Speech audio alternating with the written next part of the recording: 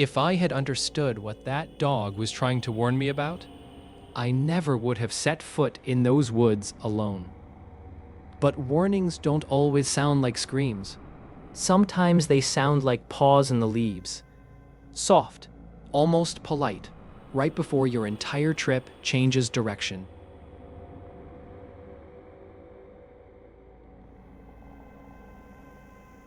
Two days earlier, everything had been perfect.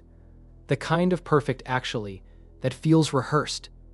Like the forest wanted me comfortable before it showed me its teeth. I'd hiked deeper into the mountains than I usually dared, following a quiet trail that bent around cliffs and streams, until every sign of civilization felt erased. By late afternoon of day 2, I was relaxed enough to forget the world entirely. And that's why I didn't notice how fast the sun was falling, until the trees stretched long, dark arms across the trail. I needed a campsite before dark settled in. When the trail opened onto a small clearing with a natural overlook, it felt like a reward. A perfect flat patch of grass, a ring of stones someone had used long ago, and a soft western breeze carrying the smell of pine. I remember thinking, I could stay here for days. Maybe that's why the memory now feels tainted, like admiring a room moments before you understand you're not alone in it. I set my pack down, pitched the tent, collected some dead branches, and started a small fire. The flames crackled eagerly, too eagerly, it seemed in hindsight, as if they knew they'd soon illuminate something I wasn't ready to see. Dinner was simple: rice, jerky, and the familiar comfort of solitude. By 10 p.m., the forest had settled into its quiet nighttime breathing, and I leaned back, listening to it like a heartbeat. That's when I heard the first sound, a faint crunch, then silence. Another soft crackle, closer this time. I stiffened, hand reaching for the hatchet strapped to my pack. The fire cast only a small halo of light, and everything beyond it looked like a wall of shifting ink. I held my breath, waiting for a bear, maybe a deer, maybe nothing at all. Then the shape stepped out from the dark. A dog. No, specifically a yellow Labrador retriever, walked straight into the firelight as calmly as if I'd invited him. His fur glowed gold in the flames, and his eyes reflected a steady, trusting warmth that felt completely out of place in the middle of the wilderness. My grip loosened on the hatchet, but only slightly. "Where did you come from?" I whispered. The dog wagged his tail once, gently, then lowered something from his mouth onto the dirt. Only when he backed up a step did I realize what it was. A wallet. A normal brown leather wallet, wet at the edges as if it had been carried for a long time.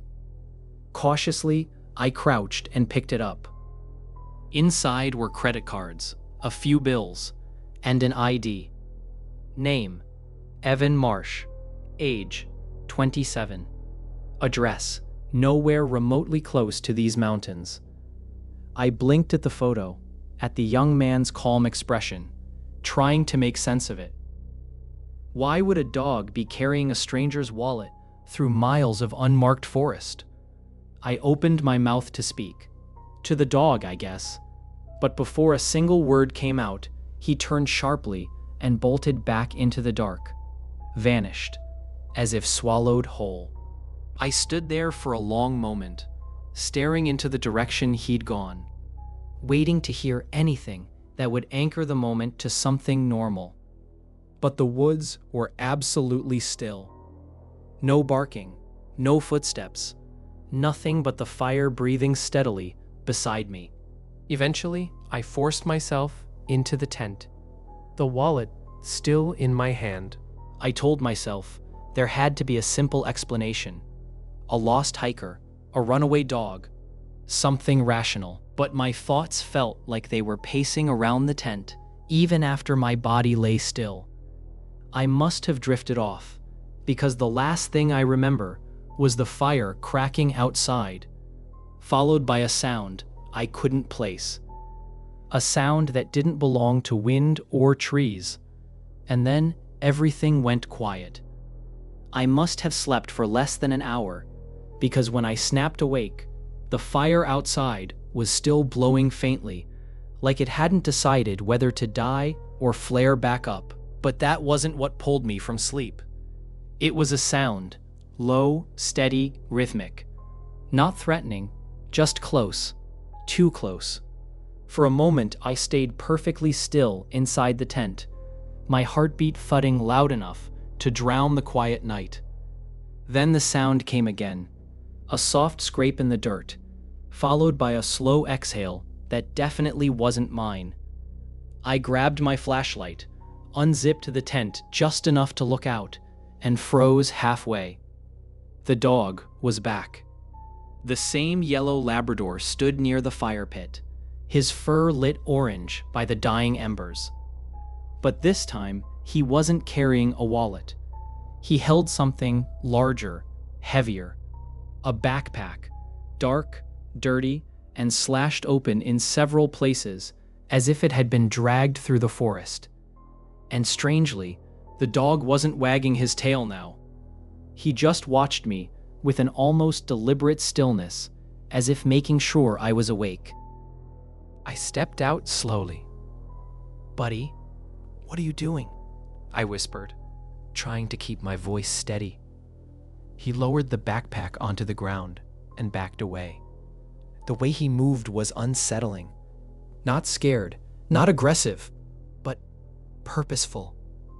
Like he wasn't bringing me an object, but a message. I lifted the flashlight and swept the beam over the pack. That's when the cold hit me. The fabric was torn apart, but not in the way branches or rocks tear through nylon. These were ragged, deep gashes, nearly parallel, but not quite, like claw marks that didn't match any animal I knew.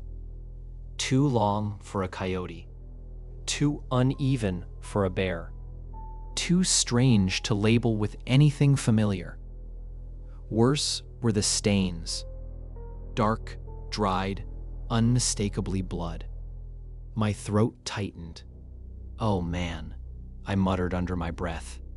I picked the pack up carefully, like it might fall apart in my hands. It was oddly light, almost empty, except for a faint metallic rattle coming from one of the pockets. I didn't open it, not in the dark, not with the night pressing in from all sides. I looked back toward the dog. He was gone. Not running, not trotting, just gone. Like the darkness had folded over him between one blink and the next. The quiet he left behind felt heavier than any sound. So I sat by the dying fire, the damaged backpack beside me, and tried to steady my thoughts. The wallet, the ID, now this. If the dog brought me these things, then somewhere out there was the man who owned them. Evan Marsh, 27.